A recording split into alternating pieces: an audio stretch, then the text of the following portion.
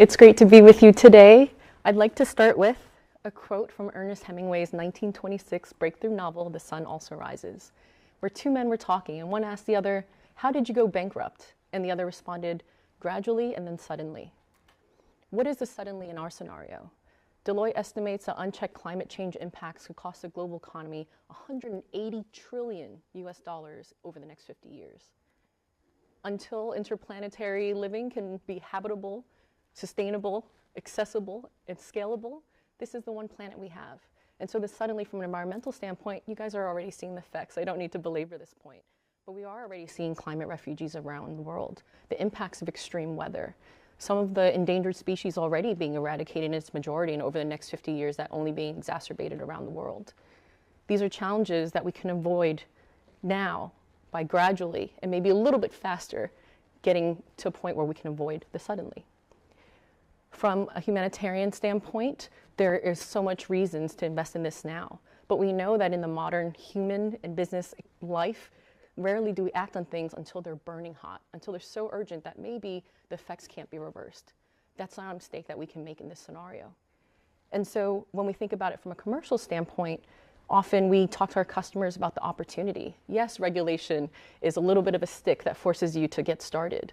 But just like any other business opportunity, the opportunities are abundant. We just have to get creative and thoughtful and strategic enough to uncover them and break them down to their bare minimum elements so we can just get started and start making that progress.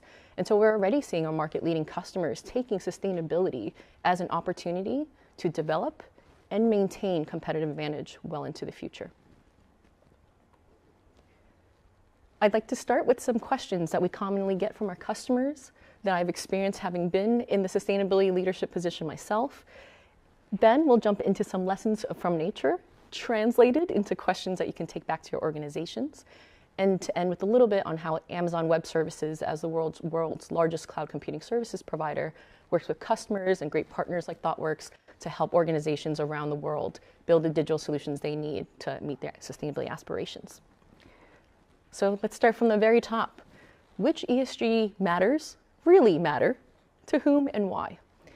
One question I often like to ask our executives that we engage with is, where do you want to be a first mover versus a fast follower?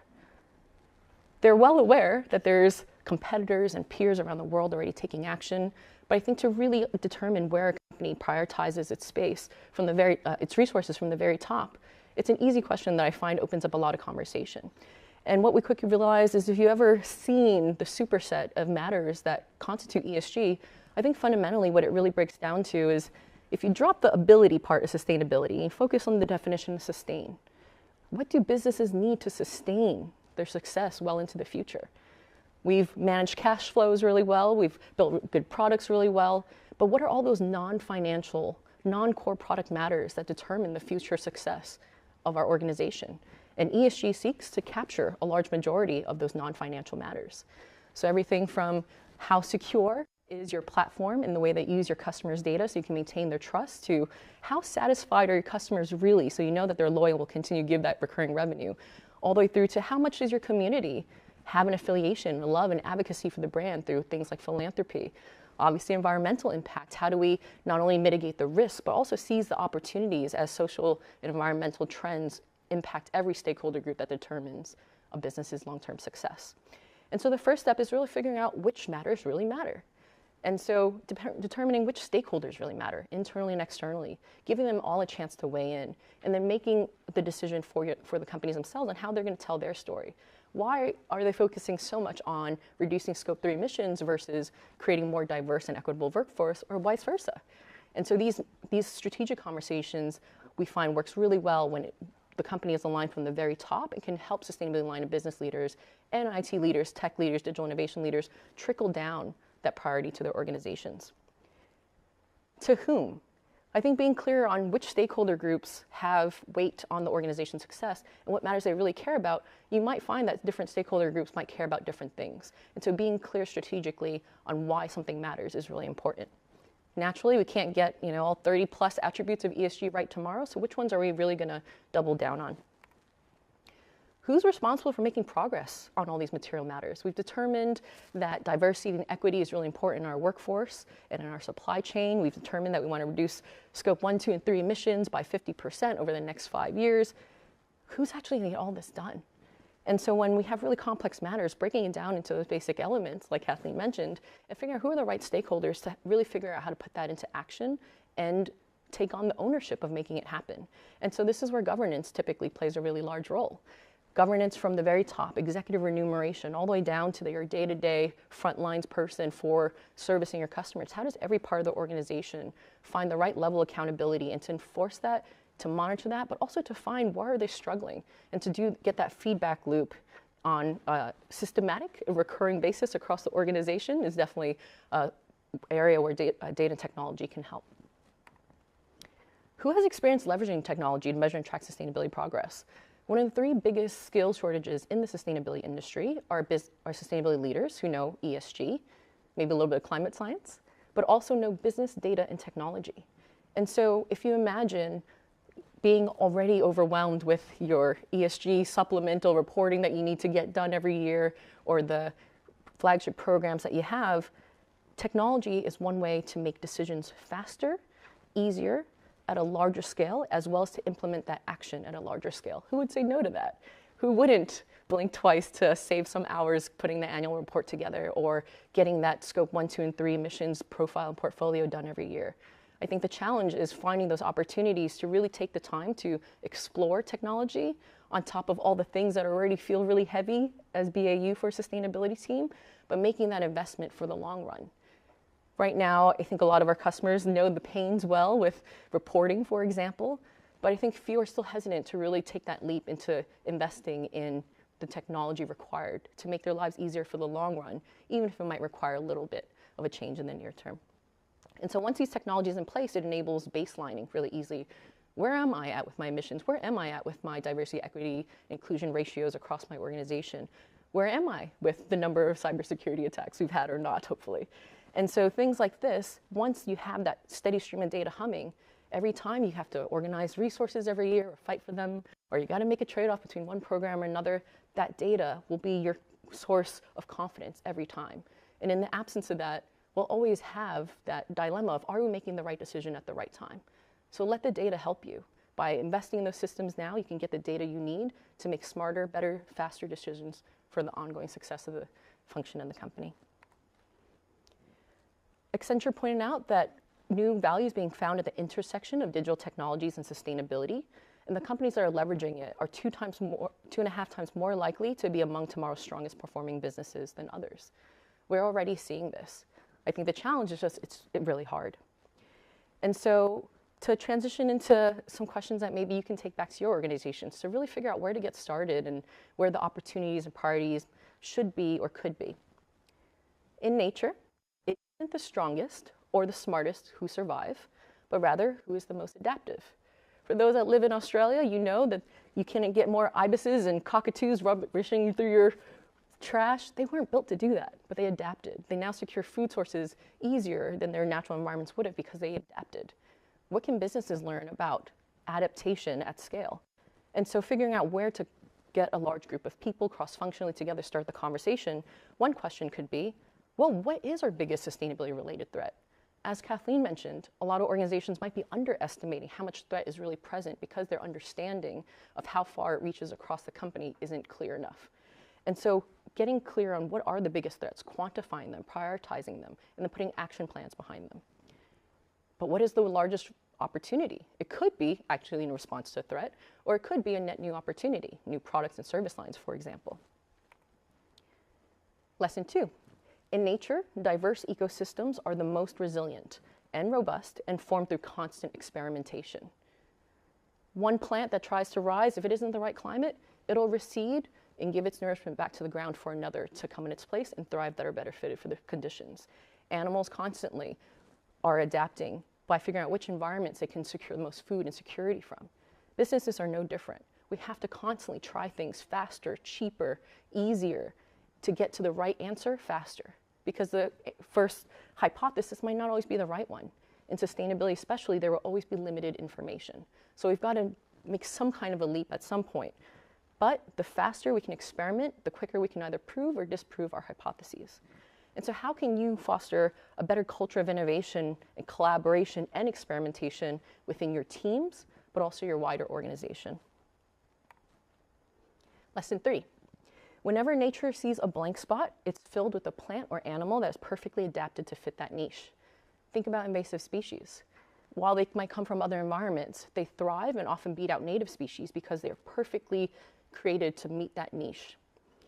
For organizations, what sustainability niche can your organization carve out, and how will you find it? There are things that your organization is already good at that make you market leaders. There are internal capabilities and knowledge sets and skills that are already abundant. And so how do we figure out how to pull that all together in the way that is authentic to the business's mission, purpose, priorities, what it is designed to do, what it's good at, but in a way that creates social and or economic, environmental value at the same time? And so I think the exercise of being strategic isn't new. I think the macro trends have just never been bigger in terms of their changes, in terms of how much societal and environmental impact really is impacting the decisions that businesses make now. And so figuring out what your niche is will hopefully not only bring abundant financial value, but also creating new environmental and social value for the wider society that we serve. So how do we help our customers do this? And what are we really trying to do at the end of the day? We meet customers in all different phases of their sustainability journey. They're naturally of different sizes, industries, sectors. But I think the common goal is that we're trying to accelerate their sustainability transformation. Take that strategy they've already put a lot of thought into and help them with ideation. How do we translate your sustainability goals into opportunities where technology and data can help? How do we experiment to see if that idea is actually going to take off? Should we build it ourselves? Should we buy it from a vendor? Should we try to stitch together different things? All the way through to we have a solution, we're confident, how do we scale it to the masses, whether that's internally or externally? And so the whole goal of this is not just to do something interesting, but to make sure that the tangible results, those outcomes that being talked about, can be captured at the end of the day, and we can only get smarter about what to experiment on next.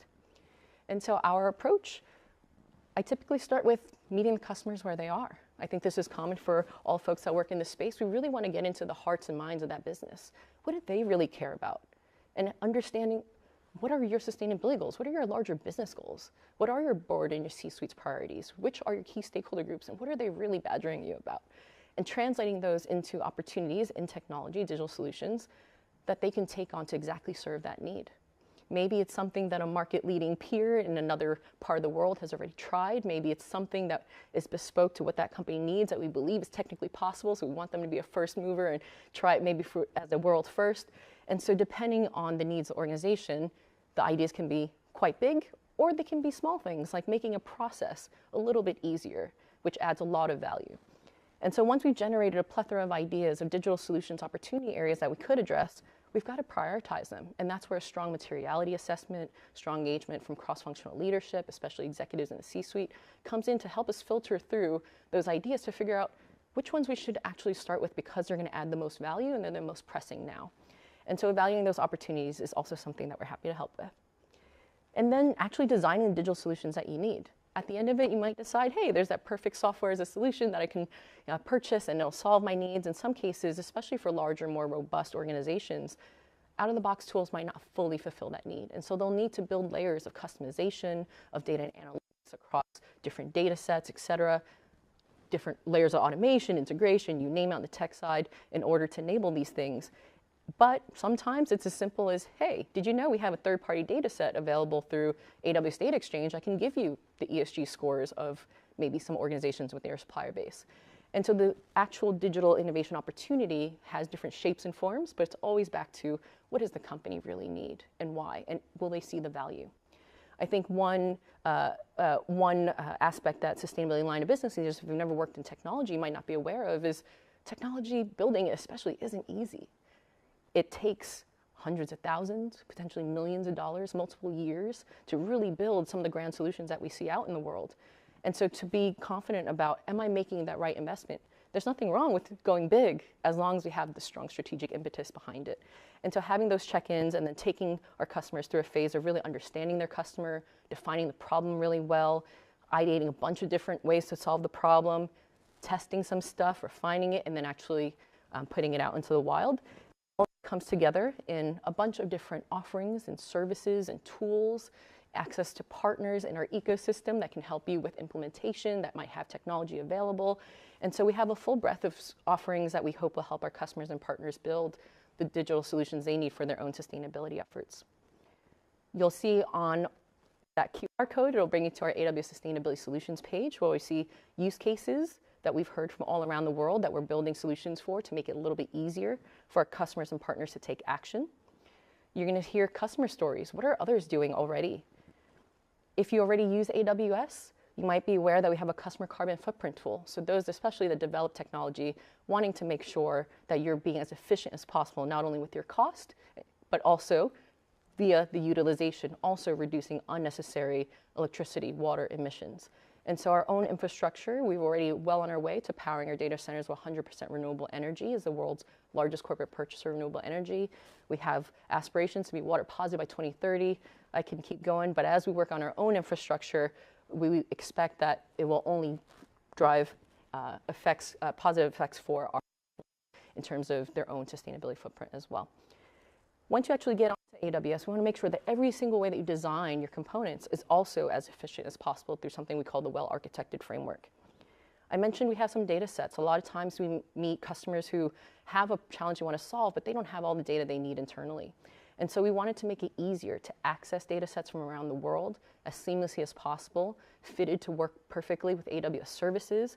And so our AWS Data Exchange, as well as our AWS Sustainability Data Initiative, provide some data sets there for you guys to explore to see if it can help solve any of your challenges. To wrap up, next steps, I guess, if there's anything that you guys are thinking about in terms of, hey, how can technology or data help with sustainability or ESG goal X? Perfect place to start. If you already have a very specific idea that you need help building for, another great place to start. If you need help aligning your executives to maybe come out with those opportunity areas and prioritize them, also a great place to start.